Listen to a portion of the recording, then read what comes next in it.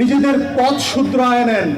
তা না হলে এমন একটা সময় আসবে, ঘুম থেকে উঠে দেখবেন আপনার কর্মচারীরা বলবে, স্যার ম্যাডাম বিমান এসে পৌঁছে গেছে গেটে। আমাদের শত্রু রাজনৈতিক দল না। কথা শুনে মনে করবার কোনো কারণ নাই যে আপনাদের পতনের জন্য কোনো আন্দোলন আমরা করছি। আমরা শুধু আপনাদেরকে সতর্ক করছি, আহ্বান করছি, কারেকশন করবার জন্য বলছি, নিজেদের পথ শুধরায় নেন। তা না হলে এমন একটা সময় আসবে, ঘুম থেকে উঠে দেখবেন আপনার কর্মচারীরা বলবে, স্যার ম্যাডাম বিমান এসে পৌঁছে গেছে গেটে। লড়াইতে এই জাতির পলিটিক্যাল ক্লাসের বেইমানির ইতিহাস নতুন কোনো ঘটনা না, বারবার ঘটেছে এবং বারবার আমার তরুণরা ঠিক একই কারণে রাস্তায় এসে লড়াই করে, জীবন দিয়ে মুক্তির লড়াইতে আখরে আখরে রক্ত দিয়ে দেয়ালে দেয়ালে লিখে দিয়েছে, বুকের ভেতর অনেক ঝড়, বুক পেতেছি গুলিকর।